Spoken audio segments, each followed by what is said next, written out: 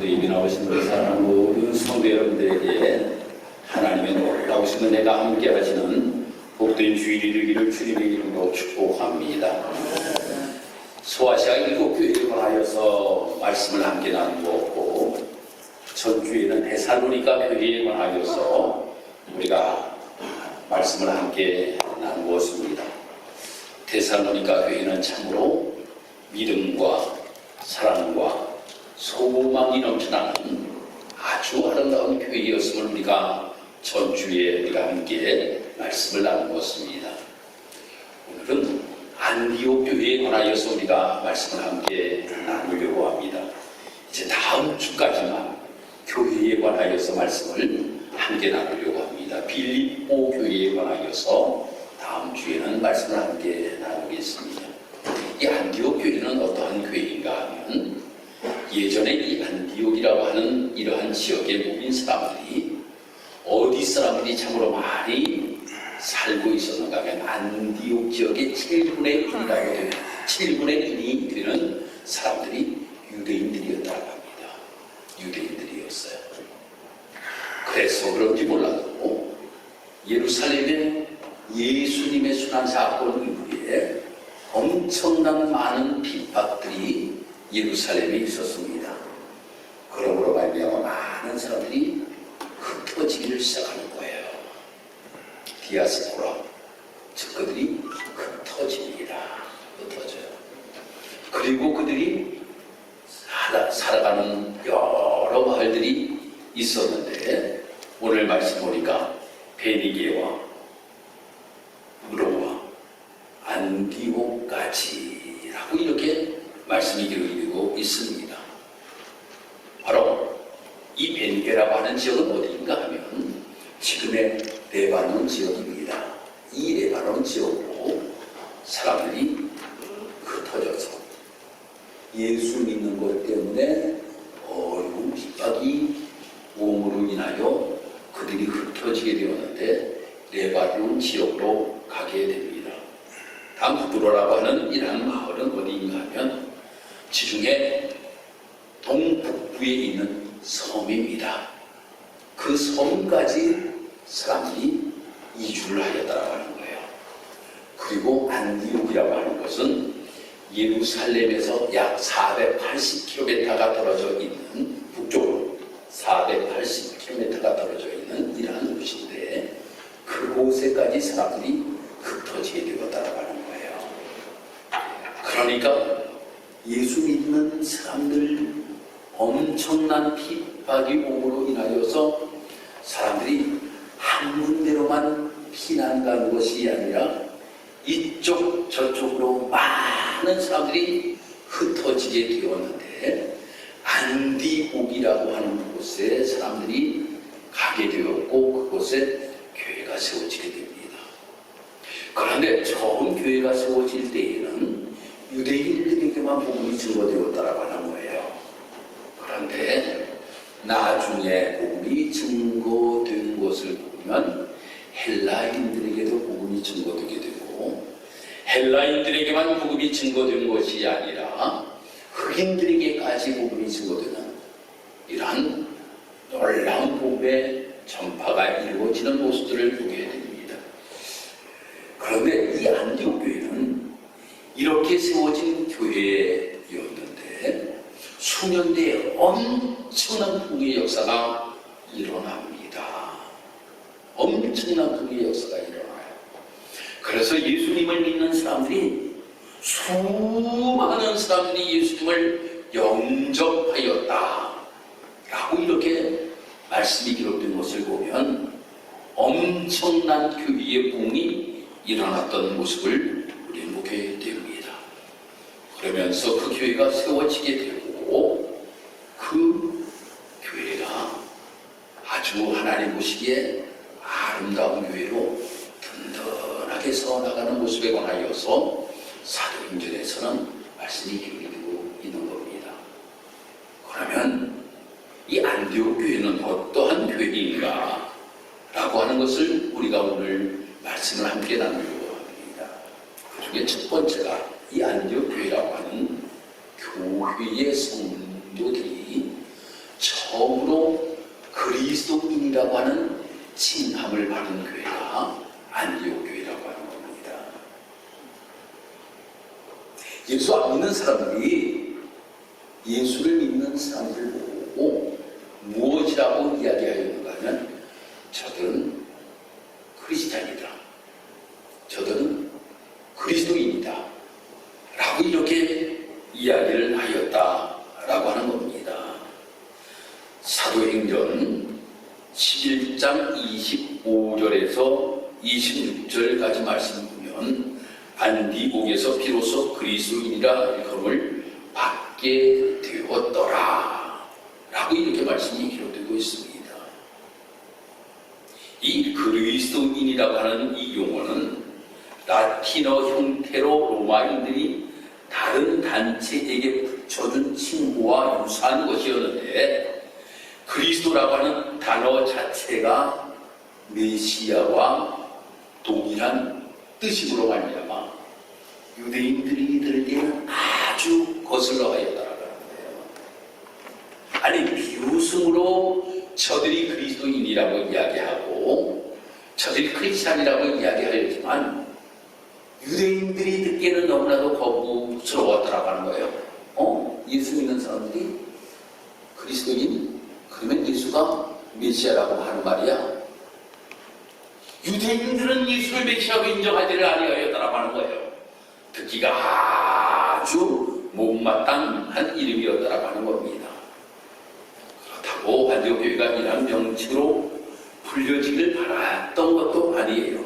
그런데 교회 밖에서 붙여진 이름으로써 예수 그리스도의 사람, 예수님에게 속한 사람, 이렇게 세상 사람들이 안디옥 교회에서 신앙생활을 하는 사람들에게 이야기를 하였다라고 하는 거예요. 속된 말로는 이렇게 이야기한 거예요. 저 사람들은 예수쟁이야 라고 이렇게 이야기를 하였다라고 하는 겁니다. 저 사람들은 예수쟁이야. 우리도 그러한 이야기를 듣잖아요. 우리도 예수쟁이라고 하는 이야기를 예전에는 처음으로 많이 사용했습니다.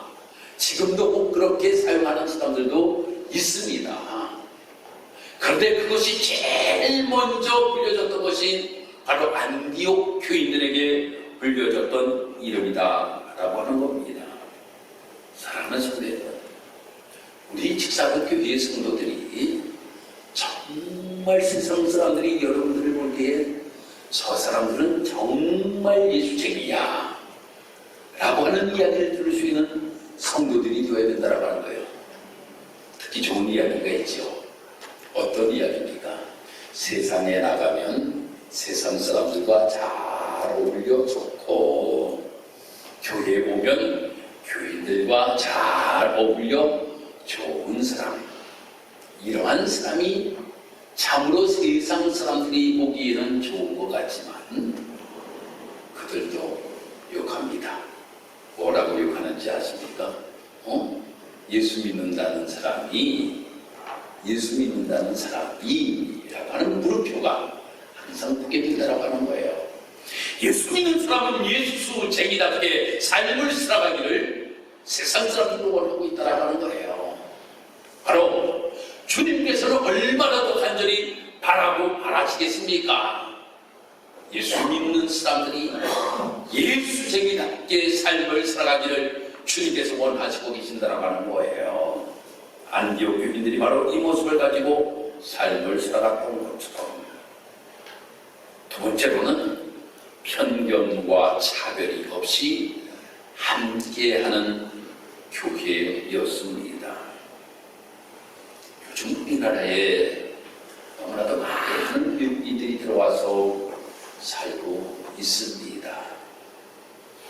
동남아 지역에서 어려운 국가에서 우리나라에 와가지고 삶을 살아가는 사람들. 얼마 전에 어떤 분이 소마국간에서 지나다가 목숨을 잃고 그 주인이 쉬어다가 매장도 제대로 시켜주지 아니하고 말입니다. 장사도 제대로 지어주지 아니하고 갖다 버렸던 사건들 우리는 보았습니다. 참으로 우리가 저 미국이나 또 유럽에 가서 삶을 살아가면서 많은 차별을 받는다라고 하는 이야기들을 우리가 많이 하는데, 우리는 정말 차별을 하고 있지는 아니한지 우리가 스스로 뒤돌아보아야 된다라고 하는 겁니다. 안디옥 교회는 흑인들도 모여 살았습니다. 헬라인들도 있었습니다. 또 유대인들도 있었습니다. 그런데 이 안디옥 교회는 너는 헬라인이니까, 너는 유대인이니까 어떤 우월주의를 절대로 앞세우지 아니하였다라고 하는 겁니다. 흑인도 예수님의 자녀요, 헬라인도 예수님의 자녀요, 유대인도 예수님의 자녀다 라고 하는 마음을 가지고 서로 섬기며 아름다운 교회를 세워 나아갔던 것입니다. 그래서 우리가 말씀을 읽다 보면 여기에 미게르라고 하는 사람의 이름이 등장합니다. 이 미게르라고 하는 사람은 흑인을 이야기하고 있는 거예요. 그럼에도 불구하고 모든 사람들이 함께, 모든 사람들이 차별 없이, 편견 없이 예수 그리스도를 섬기며 세워져 가는 교회가 바로 안디옥 교회였다라고 하는 겁니다. 우리 교회가 이러한 교회가 되어야 됩니다. 우리 교회는 지금 아직 교육인들이 없습니다. 그렇지만 교회 안에서 어떤 사람은 많이 배웠다고, 어떤 사람은 적게 배웠다고, 어떤 사람은 잘 산다고, 어떤 사람은 좀 못 산다고, 어떤 사람은 연세가 좀 높다고, 어떤 사람은 어리다고. 우리는 차별하여서는 안 될 줄 압니다. 우리는 예수 안에서 한 공동체로 세워져 가는 교회가 되어야 된다는 겁니다. 이것이 바로 안디옥 교회의 모습에서 본받아야 될 점이라고 하는 겁니다. 세 번째로, 좋은 일꾼을 세워 서로 협력하는 교회였습니다. 오늘 본문의 말씀 보면 안디옥 교회를 실질적으로 인도하고 있는 선지자와 교사들의 힘을 구체적으로 설명을 하고 있습니다. 이들은 은사와 봉사에 뛰어난 사람들로 교회를 바르게 세워나가는데 주된 임무를 맡았던 사람들이었습니다. 하지만 처음부터 그들이 좋은 사역자들이 아니었다라고 하는 겁니다. 처음에 그 교회가 세워지고 한 목회자가 그 교회에 가서 목회를 하게 됩니다. 그것이 누구인가 하면 바나바라고 하는 목회자였어요. 목회자 바나바 혼자서 목회를 하다가 안 되겠다, 다소로 가게 됩니다. 거기에서 회심한 한 사람이 있었습니다. 그 사람이 사울이라고 하는 사람이었어요. 바울. 그렇지만 그때까지는 사울이라고 불려졌던 이 사울을 불려드립니다. 그리고 동력을 하게 돼요. 그리고 거기에서 많은 사람들을 세우게 됩니다. 교회 일꾼들로 세우게 돼요. 그래서 그들이 은사를 가지고 또한 하나님의 일에 최선을 다하여서 봉사하는 일꾼으로 세워지게 되었다라고 하는 겁니다. 사랑하는 성도, 그래서 여기에서 이름들이 등장하잖아요. 시몬과 루기오와 마나엔 이라는 사람들의 이름이 등장하는데, 이 사람들이 교회의 큰 일꾼들이었다라고 하는 겁니다. 우리 집사는 교회가 하나님께서 세우시고 지금까지 인도하셨습니다. 우리 교회가 더욱더 하나님 보시기에 아름다운 교회로 세워지기 위하여서는 좋은 일꾼들이 세워지고 서로 협력하는 교회가 될 때에 하나님이 기뻐하시는 교회로 세워질 수가 있다라고 하는 겁니다. 나 혼자 모든 것들을 다 할 수 있는 것이 아니에요. 모두가 서로서로 협력하여 함께할 때에 아름다운 교회가 세워지게 된다고 하는 겁니다. 그래서 우리는 기도할 때에 어떻게 기도해야 됩니까? 주님, 내가 좋은 일꾼 되기를 원합니다. 내가 직사동교회에서 좋은 일꾼 되기를 원합니다. 라고 하나님 앞에 기도하면서 주를 위하여서 헌신하는 사람들이 여기 살며 저기에 살며 계속적으로 일어나게 되면 그 교회는 하나님이 기뻐하시는 교회로 든든하게 서 나갈 수가 있게 되는 것입니다. 그래서 우리 교회도 참으로 좋은 일꾼들이 참으로 많이 있습니다. 더 많은 좋은 일꾼들이 세워질 수 있도록 내가 하나님 앞에 기도합시다. 하나님, 저 사람이 우리 교회에 좋은 일꾼 되게 하여 주옵소서 합니다. 주여, 내가 우리 집사는 교회에 좋은 일꾼 되게 하여 주옵소서. 할렐루야. 이렇게 기도하는 하여서 우리 교회가 든든하게 세워질 수 있는 우리 집사는 교회가 되기를 주님의 이름으로 축복합니다. 네 번째로는 도움의 손길을 펴는 교회였습니다. 예루살렘에서 아가보라고 하는 선지자가 안디옥에 와서 천하의 기근이 때 있겠다라고 예언을 했는데 글라우디오 황제 때에 그 예언이 적중되어서 예루살렘에 큰 흉년이 들게 됩니다. 그런데 그 예루살렘에 있는 많은 사람들에게 양식을 대급하게 됩니다. 그런데 못 받는 사람들이 있었어요. 무엇 때문에 못 받았는가 하면 예수 믿는다라고 하는 이유 때문에 받지 못하는 사람들이 예루살렘에 있어라고 하는 거예요. 이 소식을 안디옥 교인들이 듣게 되었어요. 그러므로 말미암아, 야, 우리가 지금 힘들다라고 힘들고 어렵다고 할지라도 그들에게 우리가 도움을 주어야 된다. 그들에게 우리에게 복음을 증거하여 주었으니 우리도 그들이 필요한 모든 것들을 공급해주는 교회가 되자라고 하면서 도움의 손길을 펴는 안디옥 교회가 되게 되었다라고 하는 겁니다. 제가 전주 오후 예배 때에 여러분에게 말씀을 드렸습니다. 차이품 후안텔라 교회에 관하여서 말씀을 드렸어요. 제가 태국을 가보니까 우리는 이렇게 아름다운 교회에서 하나님 앞에 예배를 드리잖아요. 그런데 이 후안텔라 교회를 가보니까 조명은 어디 술집처럼 말입니다. 빨간 조명을 비춰놓고 의자는 어떤 의자를 안고 있는가 하면 코카콜라 의자 아시죠?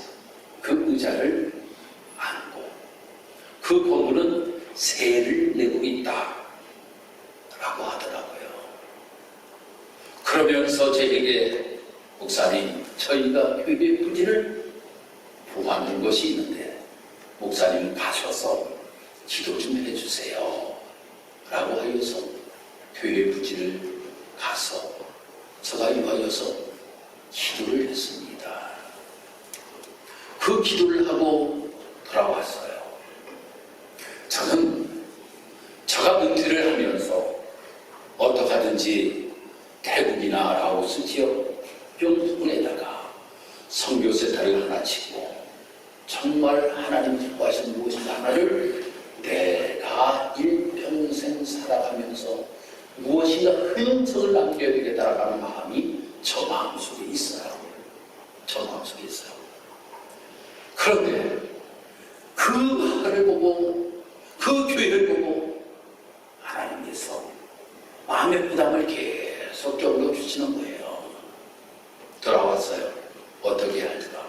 나는 거기는 아닌데 그 교회를 내가 건축하는 것은 내가 하는 것이 아닌데 내가 은퇴하기 전에 저 라오스 국경 부근에다 선교센터를 하나 짓는 것이 내가 하고픈 일인데 라고 하는 마음의 부담을 가지고 하나님 앞에 기도하는데 같이 갔던 서신교회 색길 목사님이 전화와서 목사님, 저가 기도하는데 계속적으로 부담이 가서 교인들에게 설교를 했습니다. 이렇게 차이품에 있는 후아텔레 교회를 우리가 보고 왔는데 부지를 산다라고 하는데 우리 교회에서 우리가 함께 이 부지를 마련해 주면 어떨까요?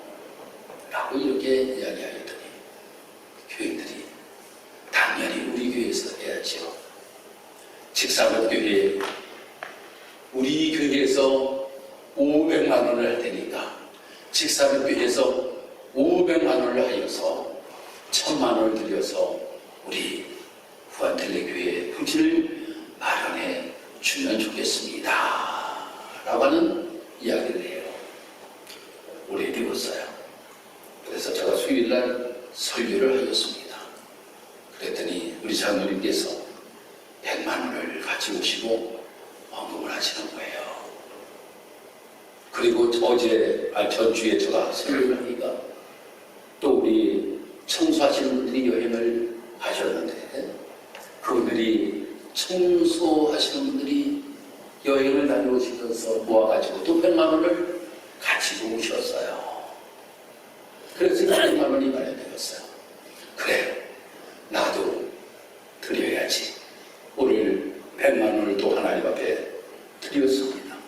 이제 300만 원이 마련된 거예요. 그러니까 이제 200만 원만 더 마련되면 부지를 우리가 마련해 줄 수 있는 이러한 여건이 마련돼요. 나는 어떡하든지 교회 재정에서 이것을 하지 말고 어떡하든지 우리 성도들이 정말 하나님의 선한 사업을 위하여서 마치 안디옥 교회들이 예루살렘 교회의 어려움을 당할 때에 드렸던 모습과 같이 우리가 한번 해보자라고 하는 마음을 가지고 일에 우리가 동참하는 우리 직사교회가 된다라고 하면 하나님이 얼마나 기뻐하실까, 얼마나 하나님이 기뻐하실까 라고 하는 마음이 저 마음속에 있어서 오늘 말씀을 준비하는데 이 안디옥 교회가 이렇게 예루살렘 교회의 어려움을 당할 때에 도움을 주었던 것처럼 우리 직사련 교회가 후아텔레 교회에 도움을 줄 수 있는 우리 교회가 되었으면 참으로 하나님이 기뻐하시는 교회가